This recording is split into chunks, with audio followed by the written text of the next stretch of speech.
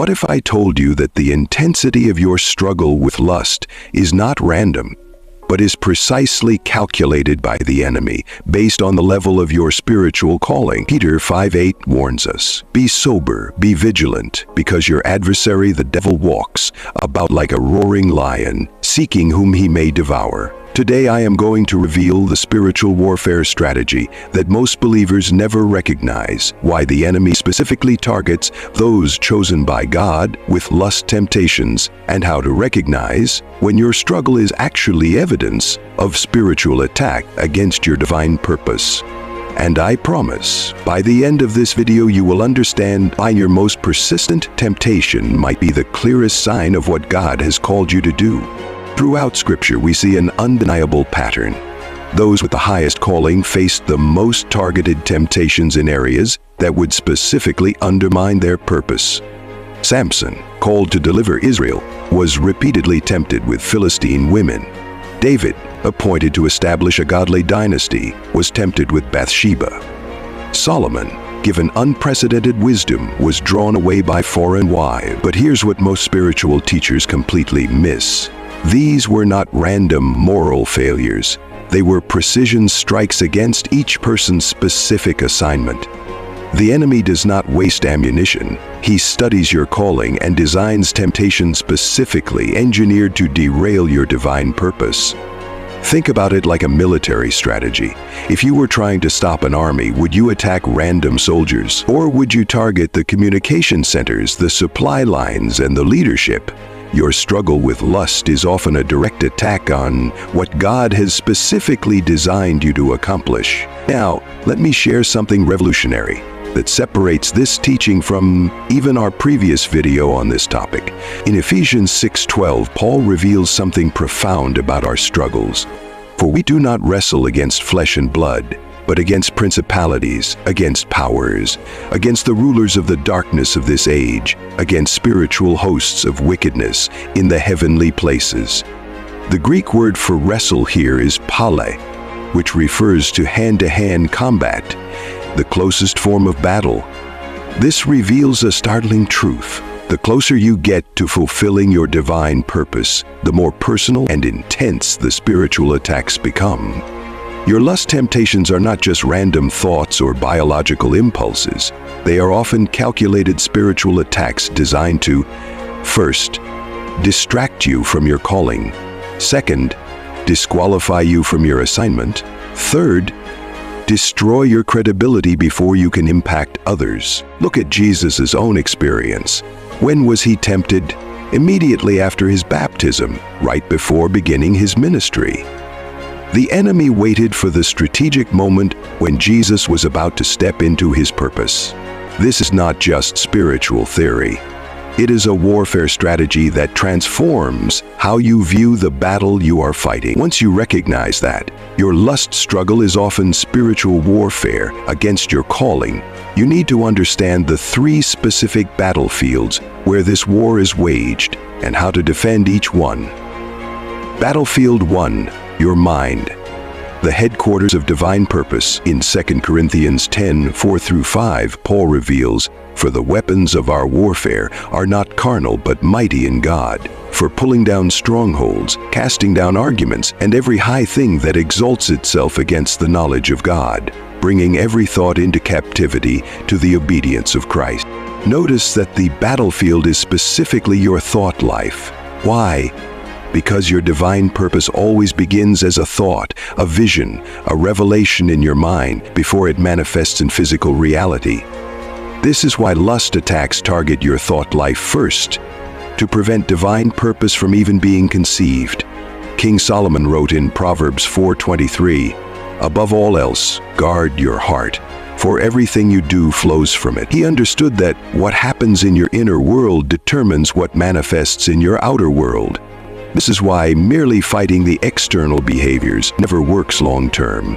You must recognize that lust is a battle for your mental territory, the very space where God plants the seeds of your calling.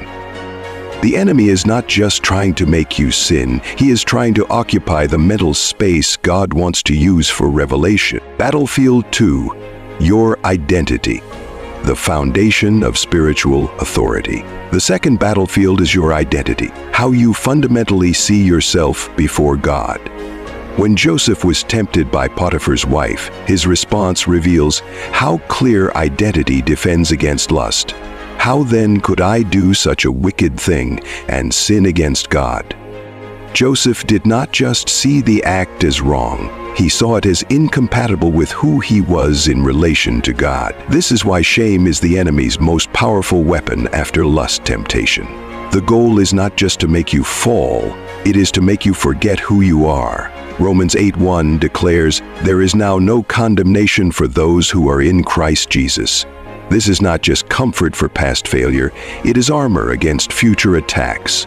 The shame that follows, lust, is not godly conviction. It is a strategic attempt to separate you from your identity as chosen, called, and commissioned by God. When you fall, the enemy whispers, "This is who you really are." But God declares, "This is who I have made you to be, regardless of your failures.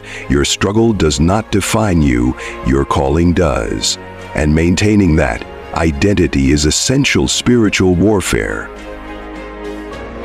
Battlefield 3, your spiritual authority, the power behind your purpose.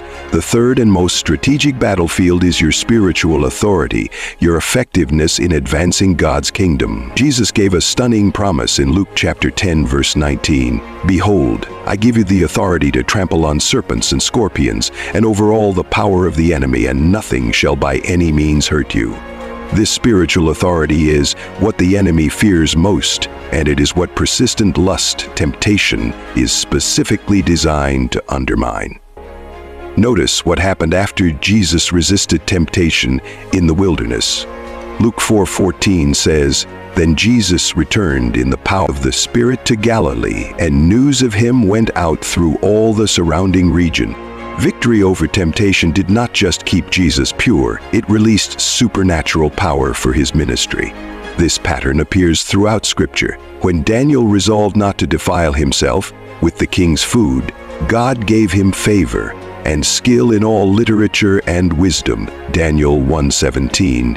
Your sexual purity is not just about avoiding sin, it is about operating in the full spiritual authority God has assigned to you. The persistent lust temptations you face may be directly proportional to the level of spiritual authority your calling requires.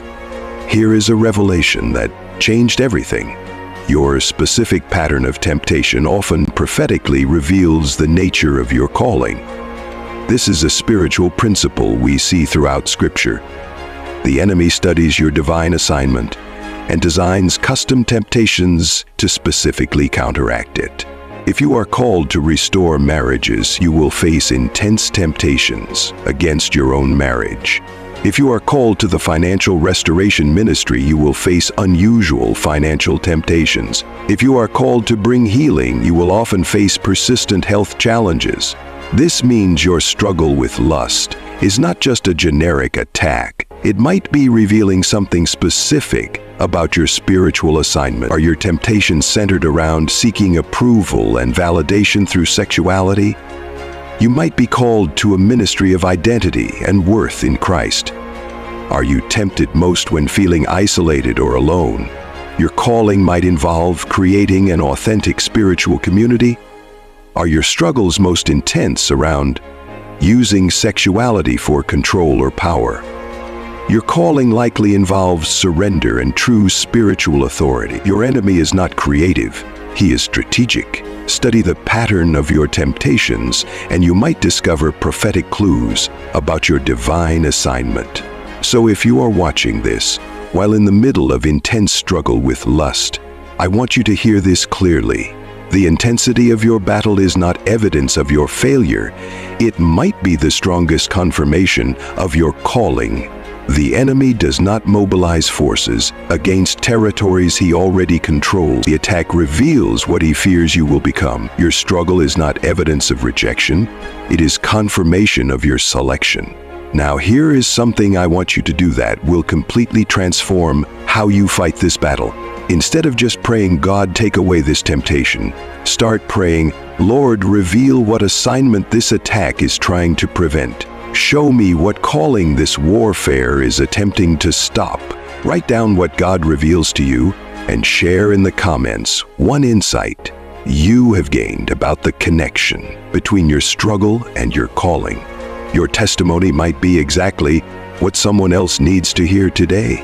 And if this perspective has given you hope, subscribe and hit that notification bell, because we are bringing biblical truth to spiritual warfare every week.